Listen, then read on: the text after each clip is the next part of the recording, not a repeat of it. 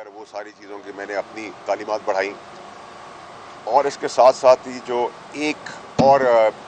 Area है जिसमें मदरसों का इशू है,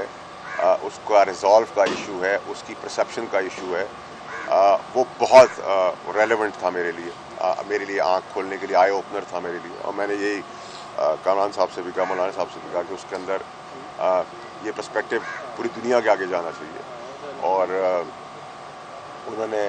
गवर्नमेंट से रिलेटेड, बाकी पॉलिटिकल पार्टीज़ के रिलेटेड, और मेरा मानना भी है कि मौलाना साहब जैसे शख्सियत के जो मालिक हैं, जिनकी दूर अंदेश सियासत है, उनका अभी बड़ा इम्पॉर्टेंट किरदार है नफ़रत की सियासत को ख़त्म करने में, रास्ता बनाने में, पानी की तरह कोशिश करके मुश्किलात से निकालने में, और सबको कंसोलिडेट करके सबको एक जमहूरियत के अंदर सकून के तहत नफ़रत से हट के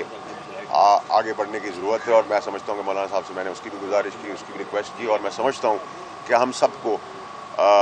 मिलकर पाकिस्तान के लिए कंसेंसस पैदा करके win win win win win win situations जो हैं वो सब के लिए बनानी चाहिए। उसमें ईगो, सियासी इख्तलाफात अपनी जगह के ऊपर है,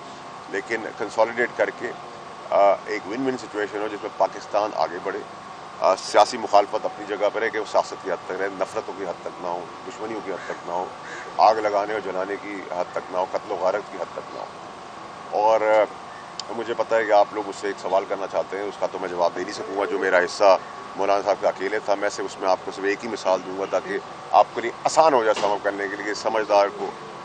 भी समझ आए। समझ के समझना भी एक समझ है, समझ के समझ को समझो, समझ के समझना भी एक समझ है, समझ के जो ना समझे वो मेरी समझ में ना समझ है। तो मैं इस पर इख्तिताम करूँगा, मुर्तज़ा भाई को, कामरान साहब को माइक दूँगा।